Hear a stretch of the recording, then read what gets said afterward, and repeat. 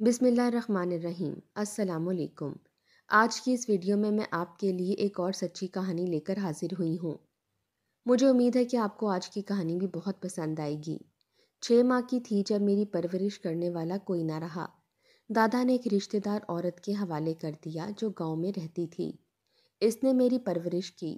7 سال کی ہو گئی تو دادا واپس لے آئے اور چچی کے سپرد کر دیا۔ وہ شفیق عورت تھیں۔ مجھے پیار سے رکھا۔ چچا بھی پیار کرتے تھے۔ میں ان کے گھر میں بہت خوش تھی۔ دادا تو جان سے بڑھ کر چاہتے تھے۔ کہتے تھے کہ میرے مرحوم بیٹے اور بہو کی نشانی ہیں۔ لڑکیاں آکاش کی بیل کی طرح ہوتی ہیں۔ دیکھتے دیکھتے میں نے قد کاٹ اور رنگ روپ نکال لیا۔ تبھی دادا کو میرے بیاہ کی فکر لاحق ہو گئی۔ ان کی نظر میں میرا چچا زاد سرمد تھا جو ایک پڑھا لکھا نوجوان تھا، مگر کچھ غلط قسم کے دوستوں میں پھنس گیا تھا۔ تبھی دادا سوچ میں ڈوبے رہتے۔ چاہتے تھے کہ ہم دونوں کا نکاح کر دیں، لیکن سرمد کی غلط روش سے ڈرتے تھے کہ نہ جانے میری یتیم پوتی کا کیا حشر کرے گا۔ ادھر سرمد تھا کہ اسے اپنی دولت اور وقت کے ضیاع کا احساس نہ تھا۔ لوگ دادا کو ان کے پوتے کے بارے میں طرح طرح کی باتیں بتاتے تو وہ بے حد فکر مند ہو جاتے۔ جس قدر دادا انہیں نصیحت کرتے کہ برے دوستوں سے بچوں اور فضول خرچی سے ہاتھ روکو، مگر سرمد ان کی نصیحتوں کو ایک کان سے سنتا اور دوسرے سے اڑا دیتا۔ ان دنوں وہ اپنے ماموں کے پاس رہا کرتا تھا۔ یونیورسٹی میں پڑھ رہا تھا۔ تعلیم مکمل کرنے کے بعد جب وہ ایک روز دادا کے گھر آیا تو اسے دیکھ کر میں حیران رہ گئی۔ بچپن میں دیکھا تھا تب وہ معمولی شکل و صورت کا دبلا پتلا سا لڑکا تھا، مگر اب وہ ایک وجیہہ نوجوان کا روپ دھار چکا تھا۔ اس نے مجھے دیکھا تو وہ بھی ٹھٹک کر رک گیا۔ دادا جان سے کہا، میں آپ کا تابع دار اور فرما بردار رہوں گا، میری شادی صبا سے کرا دیجیے۔ دادا تو پہلے ہی ایسا چاہتے تھے، بس ہمارا چٹپٹ بیاہ ہو گیا۔ شروع دنوں میں وہ دادا کے گھر میرے ساتھ رہا۔ ہم بے حد خوش تھے۔ جلدی سرمد کا دل مجھ سے اچاٹ ہو گیا تو اس نے کہا کہ تم فی الحال دادا جان کے گھر رہو، مجھے پشاور جانا ہے، میں آتا جاتا رہوں گا۔ شروع میں ہر ہفتے آ جاتا، پھر اس کا رویہ بدلنے لگا۔ جب آتا بیگانہ سا لگتا۔ اسے میرا زیادہ بولنا پسند نہ آتا، میرے ہاتھ کا پکا کھانا بھی اچھا نہ لگتا۔ اب وہ کئی ماہ بعد گھر لوٹتا، شکایت کرتی تو اور زیادہ دن غائب ہو جاتا۔ میں نے سوچا تھا ہماری شادی ہو جائے گی تو سرمد کو اتنی محبت دوں گی کہ وہ بری صحبت سے دور ہو جائے گا، میرا ہو کر رہے گا۔ یہ میری خام خیالی تھی۔ وہ اب میرے نزدیک رہ کر مجھ سے دور ہو گیا تھا۔ آخر میں نے صبر کر لیا۔ بدقسمتی سے دادا جان کی وفات کے کچھ ہی عرصے بعد سرمد کے والد بھی انتقال کر گئے اور وہ اب آزاد پنچھی کی طرح ہو گیا۔ اب اسے قید کرنے اور روک ٹوک کرنے والا کوئی نہ رہا تھا۔ اس کی اور میری جائیداد مشترکہ تھی، جسے سرمد نے رفتہ رفتہ اونے پونے داموں فروخت کرنا شروع کر دیا۔ وہ مسلسل وراثت کی دولت کو ختم کرتا جا رہا تھا اور عیاش دوستوں کو خوش کرتا رہا۔ آخرکار یہ جائیداد کب تک ساتھ دیتی؟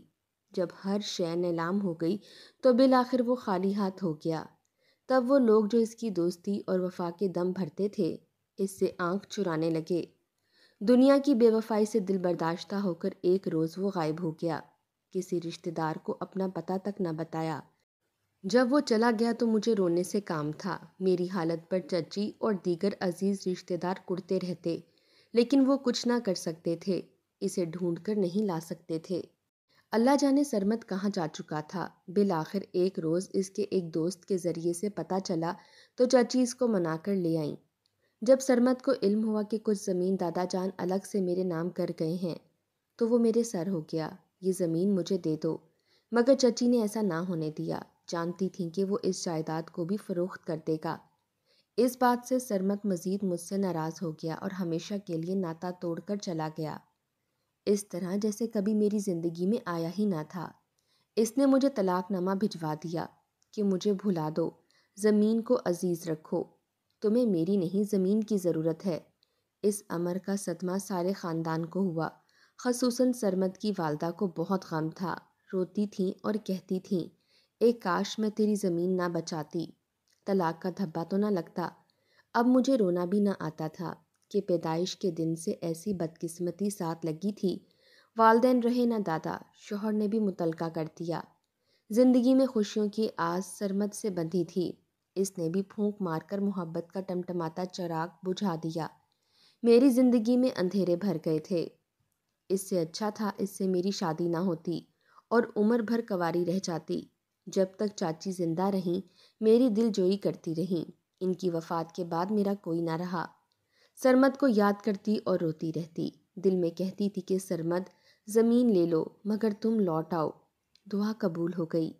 سرمد ایک بار پھر آ گیا مگر میری خاطر نہیں، زمین کی خاطر۔ اس نے کہا یہ میری والدہ کی زمین ہے، اسے مجھے دے دو کیونکہ مجھے اس کی سخت ضرورت ہے۔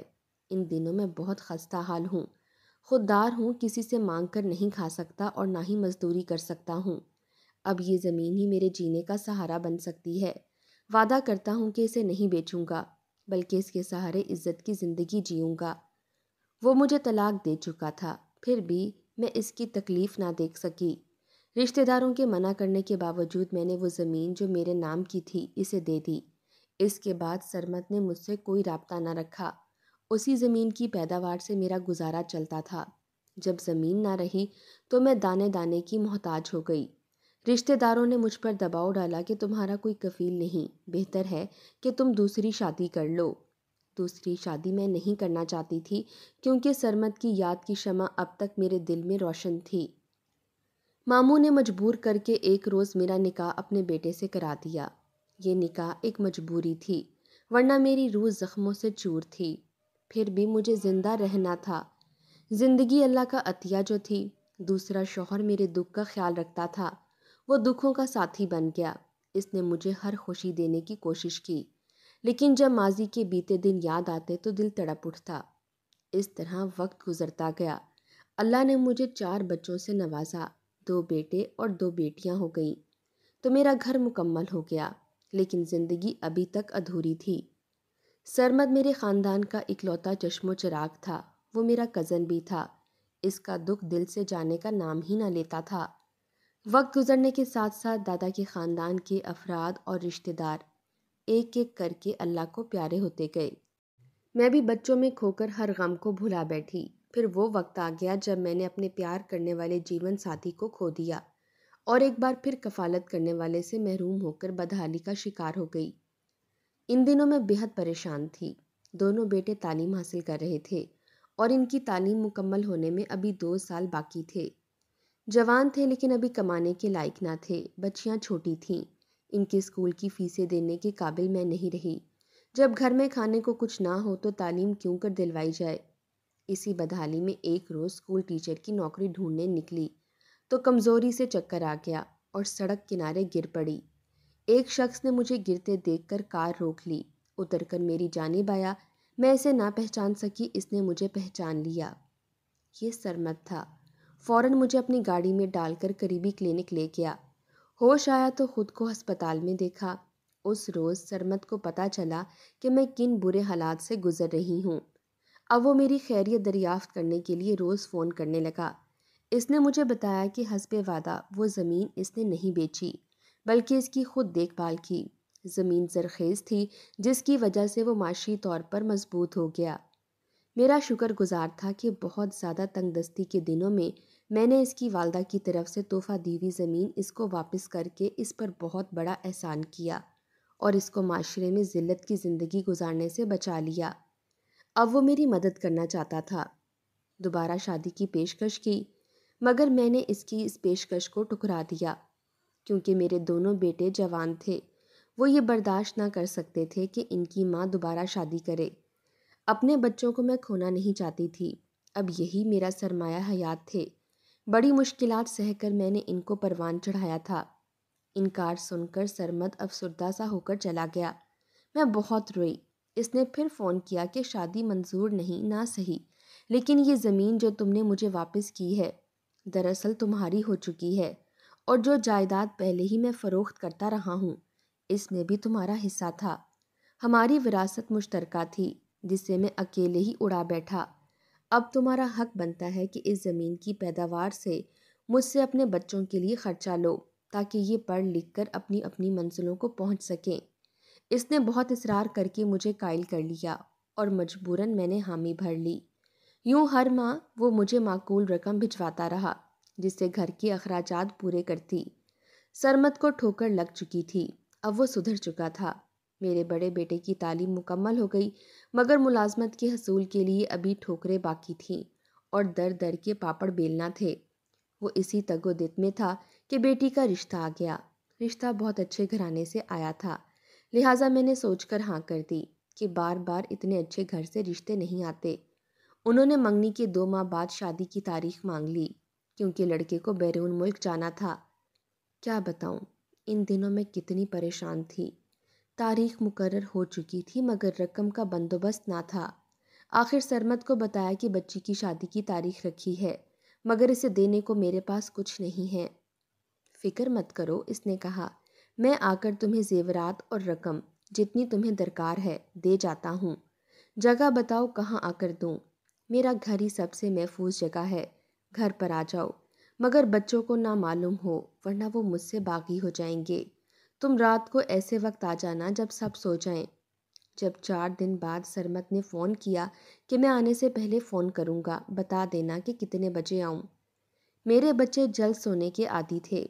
रात 11 बजे का वक्त था जब मैंने फ़ोन पर कहा कि अब आकर जेवर और रकम दे जाओ, बच्चे सो गए हैं।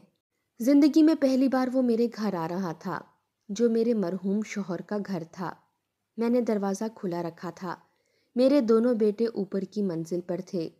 मैंने इससे बरामदे में बात की। कमरे में मैंने इसको नहीं बुलाया। रात का वक्त था और बच्चियां भी सो रही थीं। बेदार हो जाती तो मुझे गलत ख्याल करती। मुझे ये ख्याल ना रहा कि ऊपर की मंजिल से मेरे बेटे नीचे देख सकते हैं, जबकि मैं यही समझती थी कि वो सो गए हैं। लेकिन गर्मी की वजह से शायद बड़े बेटे की आंख खुली तो वो ऊपर की मंजिल से नीचे सहन में झांकने लगा।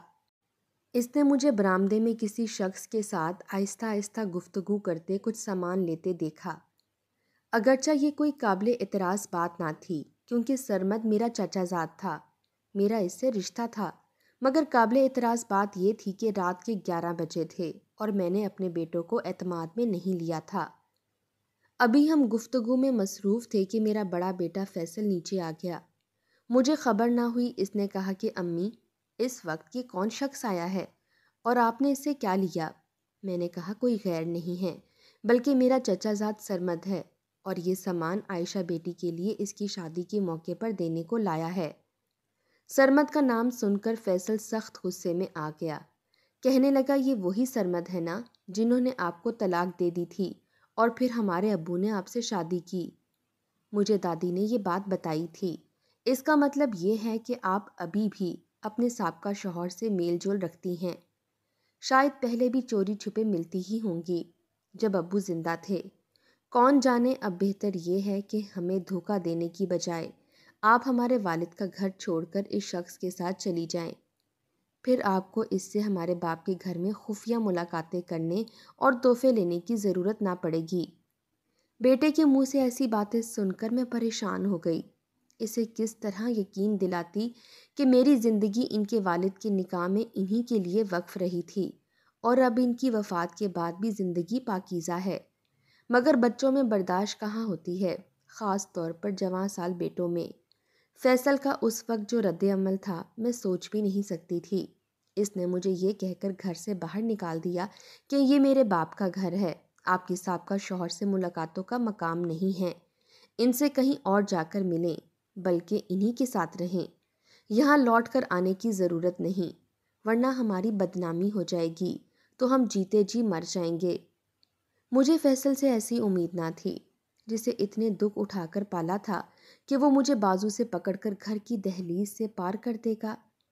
खामोशी के सिवा कोई चारा ना था। शोर होता तो बाकी बच्चे जाग उठते, दूसरा बेटा भी आ जाता, बच्चियां बेदार हो जाती। इन पर क्या असर होता?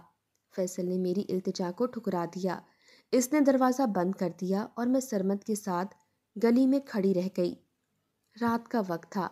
सरमद ने कहा कि अब तकरार मत करो, इसका जवान खून है। इस वक्त मेरे साथ चलो, सुबह देखेंगे। गांव के किसी बुजुर्ग को साथ लाएंगे और इसे समझाएंगे। इस वक्त इसके मुंह लगना ठीक नहीं है, वरना ये शोर करेगा। मोहल्ले वाले इस शोर शराबे पर जागेंगे और तुम्हारी बेइज्जती होगी। तुम बच्चियों वाली हो, इस वक्त तहम्मुल से काम लो। بچیوں کی خاطر ہی تو میں یہ دہلیز سے باہر نہ جانا چاہتی تھی، مگر سنگ دل فیصل نے میری کوئی بات نہ سنی۔ میں روتی رہی، آگے جانے میری بچیوں پر کیا گزر رہی ہوگی۔ فیصل نے اس پر بس نہیں کیا، مجھے بد چلن بد کردار کہہ کر میری باقی اولاد کو بھی بدزن کر دیا۔ وہ بھی مجھ سے نفرت کرنے لگیں۔ بیٹیاں بیچاری ماں کے ہوتے ہوئے بن ماں کی ہو گئیں، بعد میں بھابھیوں کے ظلم سہنے پر مجبور ہوئیں، مگر میرے بیٹوں نے انہیں مجھ سے دور رکھا، مجھ سے نہ ملنے دیا۔ جب میرا گھر نہ رہا، چھت کی خاطر آخر سرمد سے شادی کرنا پڑی، اور حالات نے وہ بات سچ کر دکھائی جو فیصل نے کہی تھی، مگر میں نے بچوں کی قربانی دے کر بڑھاپے کی پناہ حاصل کی۔ اللہ اولاد کو سمجھائے کہ ماں باپ کو غلط ثابت کرنے سے پہلے ان کی قربانیوں کے بارے میں سوچ لیا کریں۔ ناظرین، مجھے امید ہے کہ آپ کو آج کی کہانی پسند آئی ہوگی۔ اگر کہانی پسند آئی ہے تو اس کو لائک کیجئے، شیئر کیجئے اور کمنٹ سیکشن میں اپنی رائے کا اظہار لازمی کیجئے گا۔ اگر ابھی تک آپ نے ہمارا چینل سبسکرائب نہیں کیا تو اس کو سبسکرائب کر لیں اور ساتھ لگے بیل آئیکن کو بھی پریس کر لیں تاکہ ہماری ہر نیو ویڈیو کی نوٹیفیکیشن